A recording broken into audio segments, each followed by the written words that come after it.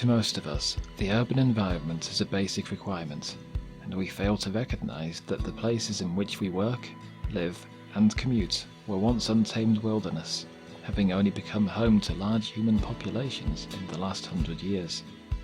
And so we may forget that access to clean water, to shelter, to an abundant source of food are indeed luxuries obtained for ourselves at the expense of other species being deprived of the same. And so let's put forward the question, is the natural world adapting to this imbalance we have brought upon it? And if not, what awaits us if we are to continue on this path?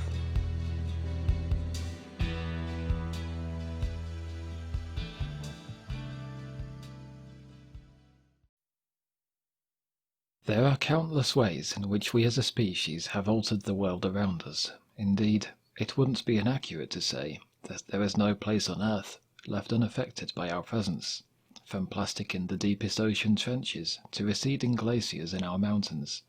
In this video, we'll be taking a look at how this has impacted the other species that we share our world with. One of the most frequent criticisms we make regarding our civilization's immense construction feats is, subjectively, of least importance. This being that they are often visually unappealing, especially when situated within an otherwise idyllic landscape. And while other species may not share our concepts of poor aesthetics, the engineered environment instead presents a far greater challenge to them. As land is set aside for farming or building, previously unbroken expanses of natural habitat have gradually been reduced to isolated parks and reserves. As a general rule, the smaller and more isolated such a habitat becomes, the less diversity of species it is capable of supporting, part of a theory known as island biogeography. The theory views natural habitats as islands upon the land, separated not by ocean, but a matrix of unsuitable habitat. Since the late 1960s, we have used this idea to try and create vital links between isolated habitats, known as biological corridors. These areas of land allow previously fragmented animal populations to reconnect, helping the original ecosystem to remain intact. The addition of wildlife bridges or underpasses provide a safe means for animals to cross existing highways. Without these features in place, a worst-case scenario could see the eradication of a few individual species result in a knock-on effect that severely damages an entire ecosystem. Such was the case when, in 1913, construction of the Panama Canal created the Gatun Lake by flooding the 160 square mile Chagres Valley. A major impact of turning mountaintops into islands was the complete disappearance of large predators from the region, and the resultant increase in prey species, which in turn drastically altered plants in the region to accommodate their numbers. Such an event is termed a trophic cascade, and these can be a challenge to reverse, to say the least.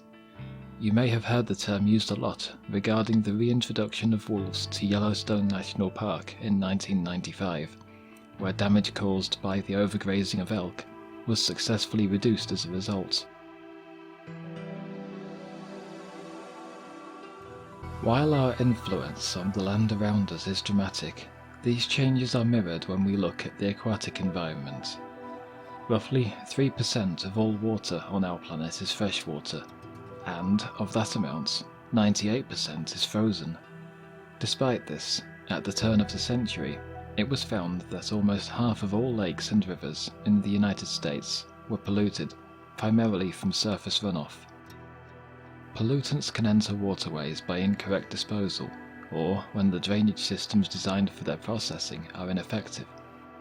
In many urban areas, it's entirely possible for wastewater during a storm to be discharged directly into receiving bodies of freshwater, bypassing the overwhelmed treatment facilities and further damaging the aquatic ecosystem. How all this presents problems for the continued survival of wildlife is simple enough. In excess of 140,000 species, including over half of all species of fish, depend on freshwater habitats.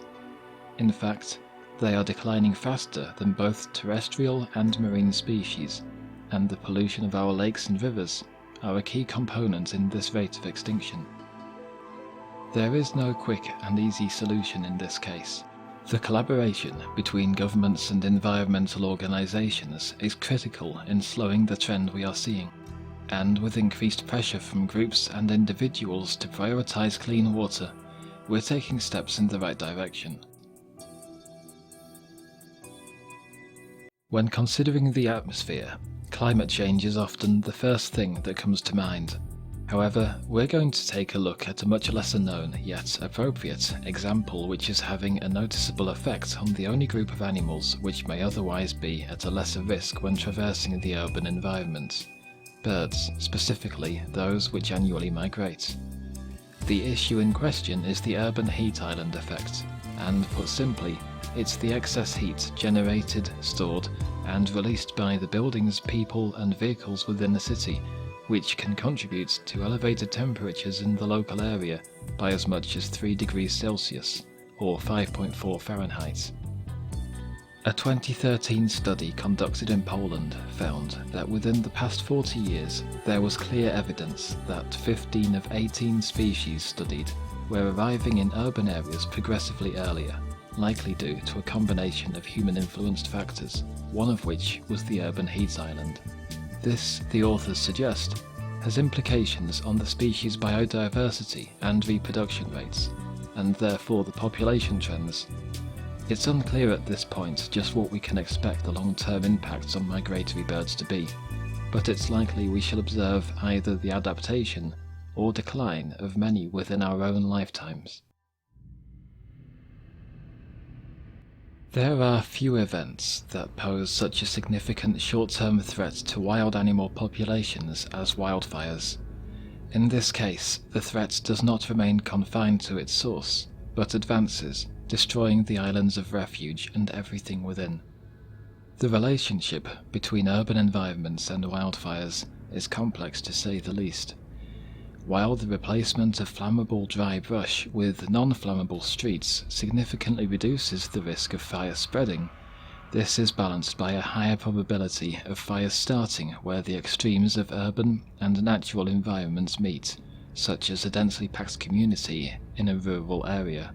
This is exacerbated by a gradual rise in global temperatures, with the wildfire season lengthened across a quarter of all vegetated areas. Coincidentally, the same road networks we discussed earlier that hinder the movement of wildlife over a region can also act as fire breaks, preventing additional land from igniting and potentially reducing the destruction. With urbanisation a comparatively recent challenge to life on our planet, it is only to be expected that our understanding and consideration for the natural world will inevitably grow as a necessary reactive process, if only born out of a concern for the well-being of our own species.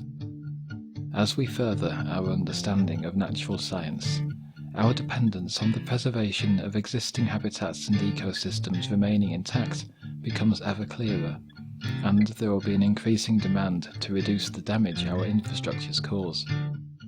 We are faced with the challenge of improving our technology and understanding in an attempt to coexist with the natural world, for if one thing has become clear, it is that whatever destination does lie ahead for us, many other species are along for the ride.